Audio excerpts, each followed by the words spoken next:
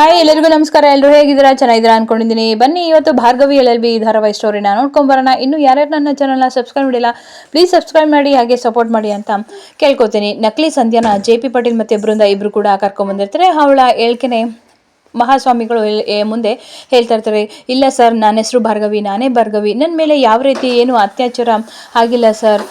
ಭಾರ್ಗವಿ ಅಕ್ಕನೇ ಇಲ್ಲಿಗೆ ಕರ್ಕೊಬಂದಿದ್ದು ದುಡ್ಡನ್ನ ಸೇರಿಕೊಂಡು ನನಗೆ ಇವ್ರ ಮೇಲೆ ಕೇಸ್ ಹಾಕಿದರೆ ತುಂಬ ದುಡ್ಡು ಸಿಗುತ್ತೆ ಅಂತ ಹೇಳಿ ಏನೇನೋ ಸುಳ್ಳು ಹೇಳಿಸಿ ಇವ್ರ ಮೂಲಕ ಕೇಸ್ ಹಾಕ್ಸಿದ್ರು ಸರ್. ನನ್ನನ್ನು ಯಾರೋ ಒಬ್ಬರು ರೌಡಿಗಳನ್ನ ಬಿಟ್ಟು ನನ್ನ ಮೇಲೆ ಅಟ್ಯಾಕ್ ಮಾಡಿಸಿದ್ರು. ಸೊ ಹಾಗಾಗಿ ನಾನೆಲ್ಲೋ ಉತ್ತರ ಪ್ರದೇಶದ ಕಡೆ ಹೊಟ್ಟೋಗ್ಬಿಟ್ಟಿದ್ದೆ ಸರ್. ಅಲ್ಲಿ ಯಾರೋ ಒಬ್ಬ ಯಾತ್ರಿಗಳಿಗೆ ಸಿಕ್ಕಿ ಅವರು ಹಾಸ್ಪಿಟಲ್ಗೆ ಸೇರಿಸಿ ನಾನು ಕೋಮಾಗೆ ಹೋಗಿದ್ದೆ. ಅಲ್ಲಿಂದ ಬಂದೆ, ನನಗೆ ಎಚ್ಚರ ಆಯಿತು. ಇಲ್ಲಿ ನಡೀತಿರುವಂತಹ ಎಲ್ಲ ವಿಚಾರಗಳು ನನಗೆ ಗೊತ್ತಾಯಿತು ಸರ್. ಹಾಗಾಗಿ ತಕ್ಷಣಕ್ಕೆ ನಾನು ಇಲ್ಲಿಂದ ಒಂದೆ. ಇದೆಲ್ಲ ಮಾಡಿಸಿದ್ದು ಬೃಂದ ಅಕ್ಕನೇ ಸರ್. ಜಾಸ್ತಿ ದುಡ್ಡು ಸಿಗುತ್ತೆ ಅಂತ ಹೇಳ್ತಾರೆ. ನೀನು ಯಾಕೆ ದುಡ್ಡಿನಗೋಸ್ಕರ ಮಾಡಿದೆ ಅಂತ ಕೇಳ್ತಾರೆ. ನಮ್ಮ ತಂದೆಗೆ ಹುಷಾರಿರಲಿಲ್ಲ, ಹಾಗಾಗಿ ದುಡ್ಡಿನ ಅವಶ್ಯಕತೆ ನಮಗೆ ತುಂಬ ಇತ್ತು ಸರ್. ಹಾಗಾಗಿ ಇವ್ರ ಜೊತೆ ನಾನು ಕೈ ಜೋಡಿಸಿ ನಾನು ಈ ಥರ ಎಲ್ಲ ಮಾಡಬೇಕಾಯ್ತು ಅಂತ ಹೇಳ್ತಿರ್ತಾಳೆ. ಆಗ ಬೃಂದಗೆ ಫುಲ್ಲು ಅವಳಿಗೂ ಕೂಡ ಶಾಕ್ ಆಗ್ತಿರುತ್ತೆ. ಏನಿದು ಇಷ್ಟೊಂದು ಈಗ ಹೇಳ್ತಿದ್ದಾಳಲ್ಲ ಅಂತ ಭಾರ್ಗವಿಗೆ ಇನ್ನೂ ಶಾಕ್ ಆಗ್ತಿರುತ್ತೆ. ಇದೇನಿದು ಇಲ್ಲಿ ಸರಿದಲ್ಲ, ಇದನ್ನ ಹೀಗೆ ಮಾಡ್ತಿದ್ದಾಳಲ್ಲ ಅಂತ ಕೇಳ್ತಿರ್ತಾರೆ. ಇಲ್ಲ ಮಹಾಸ್ವಾಮಿ, ನಾನು ಹೇಳ್ತಿರೋದಲ್ಲ ಸತ್ಯ ಮಹಾಸ್ವಾಮಿ. ಭಾರ್ಗವಿ ಅಕ್ಕಂಗೆ JP ಸರ್ ಮತ್ತು ಶಕ್ತಿ ಸರ್ ಮೇಲೆ ತುಂಬಾ ಕೋಪ ಇದೆ. ಹಾಗಾಗಿ ಅವ್ರ ಪರವಾಗಿ ನಾವು ಸೇಟ್ ತೀರಿಸ್ಕೊಳ್ಳೇಬೇಕು ಅಂತ ಹೇಳ್ಬಿಟ್ಟು ಈ ಥರ ಎಲ್ಲ ಮಾಡೋಕ್ಕೆ ಅಂತ ನನಗೆ ಹೇಳ್ಕೊಟ್ರು ಮಹಾಸ್ವಾಮಿ.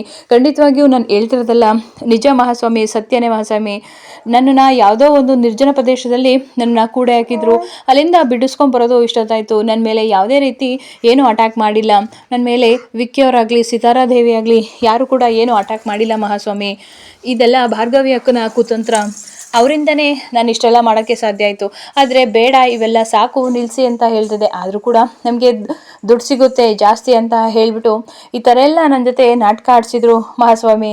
ದಯವಿಟ್ಟು ನನ್ನ ನಂಬಿ. ನನ್ನ ಮೇಲೆ ಯಾವುದೇ ರೀತಿ ಅತ್ಯಾಚಾರ ಆಗಿಲ್ಲ. ಯಾರೂ ಕೂಡ ನನ್ನ ಕೊಲೆ ಪ್ರಯತ್ನವೂ ಮಾಡಿಲ್ಲ.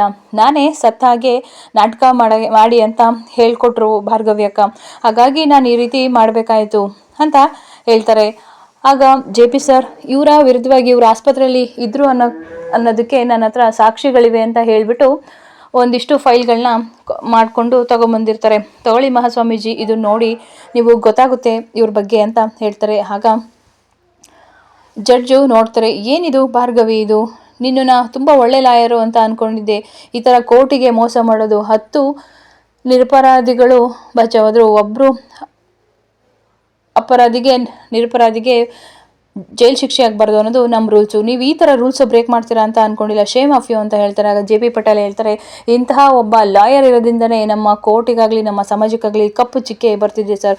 ದಯವಿಟ್ಟು ಇಂಥವರು ಕೋರ್ಟಿಗೆ ಯಾವತ್ತೂ ಅಟೆಂಡ್ ಹಾಕ್ಕೊಡೋದು, ಅವ್ರನ್ನ ಇಲ್ಲಿಂದ ಡಿಬಾರ್ ಮಾಡಬೇಕು, ಅವ್ರನ್ನ ಶಿಕ್ಷೆಗೆ ಗುರಿ ಮಾಡಬೇಕು ಅಂತ ಕೇಳ್ಕೊತಿದ್ದೀನಿ ಸರ್. ಇದರಿಂದ ಸಮಾಜಕ್ಕೆ ತುಂಬ ಕೆಡುಕು ಉಂಟು ಮಾಡ್ತಾರೆ ಅಂತ ಹೇಳ್ತಾರೆ. ಆಗ ಕೊನೆಗೂ ತೀರ್ಪು ಕೊಟ್ಟೇ ಬಿಡ್ತಾರೆ ಭಾರ್ಗವಿ ಪರವಾಗಿ. ಭಾರ್ಗವಿ ಏನು ಮಾತಾಡಲ್ಲ, ಸುಮ್ಮನೆ ಹಾಗೆ ನಿಂತಿರ್ತಾರೆ. ಹಾಗೆ ಸಂಧ್ಯಾ ಅಂತ ಹೇಳ್ಕೊಂಡು ಬಂದಿರೋಂತಹ ರಮ್ಯಾ ಅವಳಾಗೆ ಗುರಾಯಿಸ್ತಾ ಇರ್ತಾಳೆ.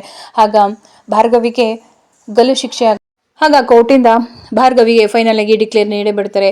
ಭಾರ್ಗವಿ ಕೋರ್ಟಿಗೆ ಅನ್ಯಾಯ ಮಾಡಿದ್ದಾರೆ, ಹಾಗಾಗಿ ಕೋರ್ಟಿಂದ ಅವ್ರನ್ನ ಡಿಬಾರ್ ಮಾಡಿ ಅವ್ರನ್ನ ಜೈಲ್ಗೆ ಕಸ್ಟಡಿಗೆ ತಗೋಬೇಕು, ಮುಂದಿನ ವಿಚಾರಣೆನ ಅವ್ರ ಪರವಾಗಿ ನಡೆಸಬೇಕು ಅಂತ ಹೇಳ್ತಾ ಇದ್ವಿ. ಹಾಗೆ ವಿಕ್ಕಿ ಹಾಗೂ ಸೀತಾರಾದೇವಿಯವರು ಯಾವುದೇ ರೀತಿ ಏನು ತಪ್ಪು ಮಾಡಿಲ್ಲ ಅಂತ ಇಲ್ಲಿ ರುಜುವಾತಾಗಿದೆ. ಅವರಿಬ್ಬರನ್ನು ಕೂಡ ಕೋರ್ಟಿಂದ ನಾವು ಬಿಡುಗಡೆ ಮಾಡ್ತಾ ಇದ್ವಿ ಅಂತ ಹೇಳ್ತಾರೆ. ಆಗ ಎಲ್ರಿಗೂ ಕೂಡ ತುಂಬ ಖುಷಿಯಾಗುತ್ತೆ. ಇನ್ನೊಂದು ಕಡೆ ಭಾರ್ಗವಿಗೆ ತುಂಬಾ ಶಾಕ್ ಆಗುತ್ತೆ, ಏನಿದು ಹೀಗಾಗೋಯ್ತಲ್ಲ ಅಂತ. ಇನ್ನೊಂದು ಕಡೆ ಶ್ರೀಮಂತ್ ಮತ್ತು ಅರ್ಜುನ್ ಇಬ್ಬರು ಕೂಡ ಮಾತಾಡ್ಕೊಂಡು ಬರ್ತಿರ್ತಾರೆ. ಏನಾಗಿದೆಯೋ ಏನೋ ಅಂತ ಹೇಳ್ತಿರ್ತಾರೆ. ಆಗ ಶ್ರೀಮಂತ್, ನೀನೇನು ಡೋಂಟ್ ವರಿ, ನನ್ನ ಮಗಳೇ ಗೆಲ್ಲೋದು ಅಂತ ಹೇಳ್ತಾರೆ. ಅದೇ ಟೈಮ್ಗೆ ಕರೆಕ್ಟಾಗಿ ಭಾರ್ಗವಿನ ಬೇಡಿ ಹಾಕ್ಕೊಂಡು ಕರ್ಕೊಂಡು ಬರ್ತಾರೆ. ಆಗ ನೋಡಿ ಸ್ವಲ್ಪ ಶಾಕ್ ಆಗುತ್ತೆ ಅರ್ಜುನ್ಗೆ. ಮಾಮ, ಇದೇನಿದು ಹಿಂಗಾಯಿತು, ಭಾರ್ಗವಿಗೆ ಬೇಡಿ ಹಾಕಿದ್ದಾರೆ, ಏನು ನಡೀತಿದೆ ಇಲ್ಲಿ, ಏನಾಗ್ತಿದೆ ಗೊತ್ತಿಲ್ವಲ್ಲ ಅಂತ ಹೇಳ್ಬಿಟ್ಟು ಆಗ ಬರ್ತಾರೆ. ಭಾರ್ಗವಿ ನಿಂತ್ಕೋ, ಏನಾಯಿತು, ನನ್ನ ಭಾರ್ಗವಿಗೆ ಯಾಕೆ ಹೇಳ್ಕೊಂಡು ಹೋಗ್ತಿದ್ದೆ, ಭಾರ್ಗವಿಗೆ ಯಾಕೆ ಜೈಲ್ಗೆ ಹಾಕ್ತಿದ್ದೀರಾ ಏನು ಅಂತ ಕೇಳ್ತಿರ್ತಾರೆ. ಏನಾಯಿತು ಸರ್ ಅಂತ ಹೇಳಿ ಸ್ವಲ್ಪ ಅಂತ ಹೇಳ್ಬಿಟ್ಟು ಅರ್ಜುನು ಕೂಗ್ಕಾತಿರ್ತಾನೆ. ನಾನು ಭಾರ್ಗವಿನ ಬಿಡಿ, ನ್ಯಾಯ ಕೊಡ್ಸೋಕೋದವ್ರಿಗೆ ಈ ಥರ ಮಾಡಿದಿರಲ್ಲ.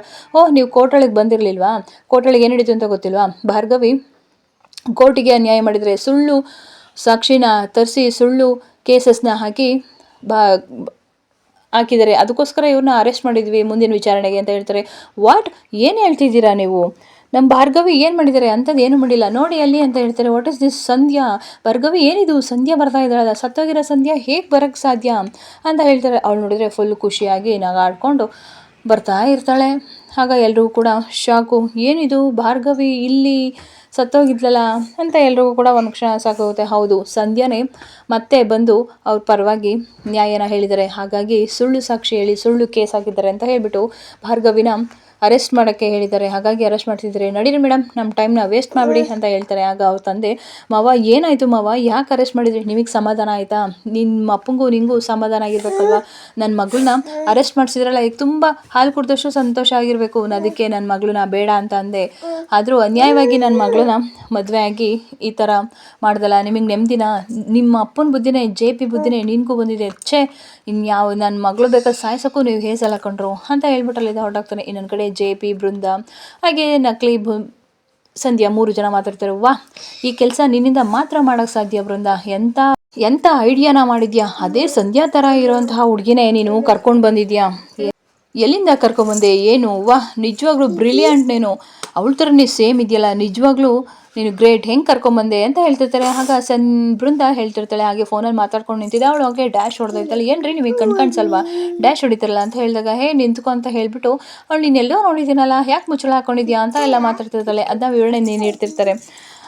ಬಿಸಿಲು ಅಂತ ಹಾಕೊಂಡಿದ್ದೀನಿ ಇವಾಗ ಅಂತ ತೆಗೆದು ನೋಡಿದಾಗ ಗೊತ್ತಾಯಿತು ಅವಳು ಸೇಮ್ ಸಂಧ್ಯಾ ಥರನೇ ಇಲ್ದು ಅಂತ. ವಾ, ನಿನ್ನ ಹೆಸರಿನ ಮೇಲೆ ಸಂಧ್ಯಾ ಅಲ್ಲ ರಮ್ಯಾ ಅಂತ ಗೊತ್ತಾಯ್ತಾ, ಬಾ ಅಂತ ಹೇಳಿಬಿಟ್ಟು ನಾನು ಜೊತೆಗೆ ಕರ್ಕೊಂಬಂದೆ. ಅವಳು ನೋಡಿದರೆ ಸೇಮ್ ಸಂಧ್ಯಾ ಥರನೇ ಇದ್ದರು, ಹಾಗಾಗಿ ನಾನು ಅವಳನ್ನ ಕರ್ಕೊಂಡು ಬಂದೆ, ಒಂದು ಫೋಟೋ ಕೂಡ ತೆಗೆದು ಆಗಲೇ ನಿಮಗೆ ನಾನು ಸೆಂಡ್ ಮಾಡಿದೆ, ನಿಜವಾಗ್ಲೂ ಗ್ರೇಟ್, ನಿಂಗೆ ಏನು ಬೇಕು ಹೇಳು ಅಂತ ಹೇಳ್ತಿರ್ತಾರೆ. ಆಗ ಬೃಂದ ಆ ಸಂಧ್ಯೆಗೆ ದುಡ್ಡು ಕೊಟ್ಟು ದುಡ್ಡಿನ ಆಸೆ ಸ್ವಲ್ಪ ತೋರಿಸ್ತಾಳೆ. ಆಗ ನೀನು ಈ ಥರ ಹ್ಯಾಕ್ ಮಾಡಿದರೆ ನಿನಗೆ ಬೇಕಾದಷ್ಟು ದುಡ್ಡು ಕೊಡ್ತೀನಿ ಅಂತ ಹೇಳ್ತಾಳೆ. ಆ ರಮ್ಯನು ಕೂಡ ಪಾಪ ಒಪ್ಕೋತಾಳೆ ಸಂಧ್ಯಾ ಥರ ಆ್ಯಕ್ಟಿಂಗ್ ಮಾಡೋಕ್ಕೆ. ಆ ನಕಲಿ ಸಂಧ್ಯೆನೂ ಕೂಡ ಆ್ಯಕ್ಟಿಂಗ್ ಮಾಡೋಕ್ಕೆ ಅಂತ ಒಪ್ಕೋತಾಳೆ. ನಿಜವಾಗ್ಲೂ ಗ್ರೇಟ್ ಬೃಂದ, ಸಖತ್ ತಲೆ ಓಡಿಸಿದ್ಯಾ ನೀನು ಅಂತ ಹೇಳ್ತಿರ್ತಾರೆ. ನಿಂಗೆ ಏನು ಬೇಕಿದ್ರು ಕೇಳು ಬೃಂದ, ಏನು ಬೇಕು ಅಂತ ಹೇಳು, ಇಂಥದ್ದು ಬೇಕು ಅಂತ ಹೇಳು, ನಾನು ಆಗಲೇ ನಿನಗೆ ತಂದು ಕೊಡ್ತೀನಿ ಅಂತ ಹೇಳ್ತಾರೆ. ಮಾವ ಎಲ್ಲ ಟೈಮ್ ಬರಲಿ, ನಾನು ಆವಾಗ ಏನು ಬೇಕು ಅಂತ ಕೇಳ್ತೀನಿ. ನಿಜವಾಗ್ಲೂ ನನ್ನ ಮತ್ತು ಶಕ್ತಿನ ಸಂಬಂಧನ ಉಳಿಸ್ಬಿಟ್ಟೆ ಕಣಮ್ಮ, ನಿಜವಾಗ್ಲೂ ನನ್ನ ಅವನ ಸಂಬಂಧ ಇನ್ನೂ ಗಟ್ಟಿ ಆಯಿತು, ತುಂಬ ಹೆಮ್ಮೆ ಆಗ್ತಿದೆ, ನೀನು ನನ್ನ ಸೊಸೆ ಅನ್ನೋಕ್ಕಿಂತ ನಾನು ನಿನ್ನ ಮಾವ ಅಂತ ಹೇಳ್ಕೊಳ್ಳೋದಕ್ಕೆ ನನಗೆ ತುಂಬಾ ಖುಷಿ ಆಗ್ತಿದೆ. ನಿಜವಾಗ್ಲೂ ಸಂಧ್ಯಾ ಹಂಗಿರೋ ಹುಡುಗಿನ ಕರ್ಕೊಬಂದು ತುಂಬಾ ನಮಗೆ ಹೆಲ್ಪ್ ಮಾಡ್ದಪ್ಪ, ನಮ್ಮ ಮಾತಿಗೆ ನಮ್ಮ ಒಂದು ನಿನ್ನ ಬೆಲೆಗೆ ಸಖತ್ತು ಬೆಲೆ ಕೊಡ್ತೀವಿ ಕಣಮ್ಮ ಅಂತ ಹೇಳ್ತೀವಿ. ನಿನ್ನ ಹೆಸರೇನಮ್ಮ, ನನ್ನ ಹೆಸರು ಸಂಧ್ಯಾ, ಸಖತ್ತಾಗೆ ಟ್ರೈನಿಂಗ್ ಕೊಟ್ಟಿದ್ಯಾ, ಇವಳು ಹೇಗೆ ಹೇಳ್ತಾಳೆ ನೀನು ಹಾಗೆ ಮಾಡು ಅಂತ ಹೇಳ್ತಾಳೆ. ಆಗ ಬೃಂದ ಹೇಳ್ತಿರ್ತಾಳೆ ಭಾರ್ಗವಿಗೆ, ಇನ್ನು ಮುಂದೆ ಕಾದಿದೆ ಬೃಂದ, ಅದನ್ನೆಲ್ಲ ತಡ್ಕೊಳ್ಳೋಕ್ಕೆ ನೀನು ರೆಡಿಯಾಗಿರು ಅಂತ ಹೇಳ್ತಿರ್ತಾರೆ. ಇನ್ನೊಂದು ಕಡೆ ಪಾಪ ಭಾರ್ಗವಿನ ಸೆಲ್ಲಿಗೆ ಕರ್ಕೊಂಡು ಬಂದೇ ಬಿಡ್ತಾಳೆ ಭಾರ್ಗವಿ, ಅದನ್ನೆಲ್ಲ ನೆನೆಸ್ಕೊತಾ ಇರ್ತಾಳೆ.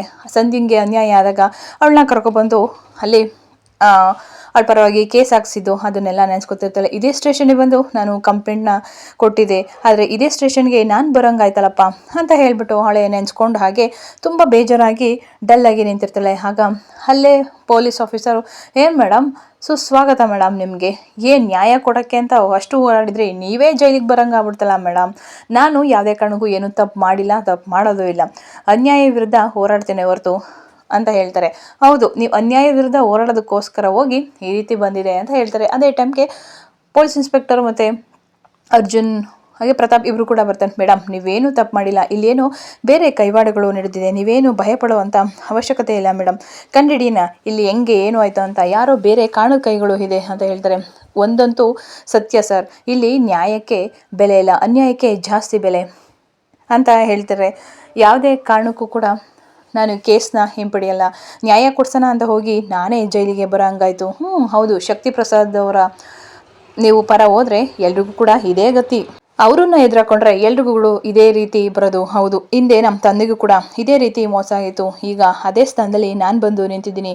ಇಲ್ಲಂತೂ ಈ ದೇಶದಲ್ಲಂತೂ ಯಾವುದೇ ಕಾರಣಕ್ಕೂ ನ್ಯಾಯಕ್ಕೆ ಬೆಲೆ ಇಲ್ಲ ಅನ್ನೋದನ್ನ ಕೋರ್ಟ್ ಸಾಬೀಸ್ಬಿಡ್ತು. ಆದರೆ ಒಂದು ಡೌಟು, ಸಂಧ್ಯಾ ನಮ್ಮ ಎದುರುಗಡೆನೇ ಸತ್ರು, ಬಾಡಿ ಪೋಸ್ಟ್ ಮಾರ್ಟಮ್ ಇಟ್ಟು ಅದು ಹೇಗೆ ಸಂಧ್ಯಾ ವಾಪಸ್ ಬಂದ್ಲು ಅನ್ನೋದೇ ಅರ್ಜುನ್ಗೆ ಡೌಟ್ ಆಗಿರುತ್ತೆ, ಭಾರ್ಗವಿಗೂ ಕೂಡ ಅದೇ ಆಗಿರುತ್ತೆ. ಹೌದು, ಸಂಧ್ಯಾ ನಮ್ಮ ಕಣ್ಣೆದುರುಗಡೆನೇ ಪ್ರಾಣ ಬಿಟ್ಲು, ಪೋಸ್ಟ್ ಮಾರ್ಟಮ್ ಮಾಡಿತು, ಅದೇ ಹೇಗಳು ಬರೋಕ್ಕೆ ಸಾಧ್ಯ, ಯಾರು ಇರ್ಬೋದು ಅನ್ನೋದೇ ಡೌಟು. ಇದು ಎಲ್ಲರಿಗೂ ತುಂಬ ಕಾಡ್ತಿರುವಂಥ ಪ್ರಶ್ನೆ. ಇವತ್ತಿನ ಸ್ಟೋರಿ ಇಷ್ಟ ಇದೆ, ಒಂದು ಲೈಕ್ ಮಾಡಿ, ಸಬ್ಸ್ಕ್ರೈಬ್ ಮಾಡಿ. Thank you.